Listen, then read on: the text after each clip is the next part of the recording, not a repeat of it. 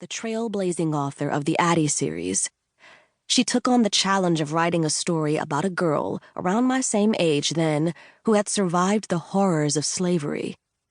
She taught generations of children about the brutality of slavery, as well as the strength and bravery of a family determined to make itself whole again. She made me want to tell stories too.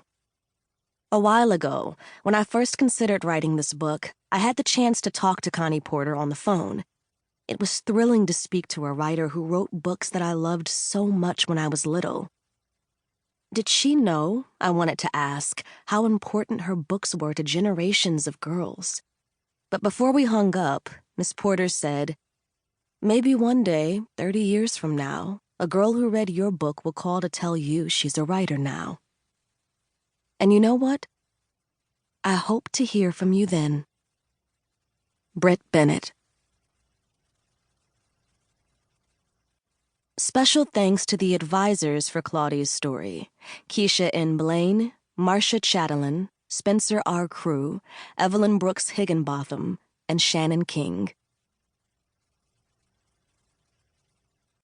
In this story, Claudie and her family use the language of their time and place, 1920s Harlem. You will hear the terms colored and Negro used to refer to Black people throughout the story. Although these terms are not appropriate today, they are included in the story as an accurate reflection of how people would have thought and spoken during this time. Chapter 1. Stuck on the Ground. And a 1 and a 2. In the stuffy dance studio, the Harlem Angels twirled as their instructor clapped her hands to keep count. And staggering behind them was poor Claudie Wells, trying to keep up. She had joined her best friend, Nina, at her dance lesson, but Claudie was no dancer. She could barely sway in time to the phonograph in the corner of her parents' room. And the Angels danced in complicated styles: ballet, tap, and even African dance. Today, Miss Zula was teaching a style of dance that she called griotic. A griot, she explained, was a traveling poet or musician in West Africa. "A griot tells stories that keep history alive," said Miss Zula. "Dance is a form of storytelling, too." Claudie liked the idea that stories did not always have to be written in a book. You could tell a story with your voice or your body. But when she danced, she felt too distracted to pay attention to the story at all. She was trying her hardest to keep up with the Angels, worrying that she was just embarrassing herself. "That's all right, Claudie," Miss Zula said. "You'll get it." Miss Zula was endlessly patient, especially with Claudie, who needed more patience than most.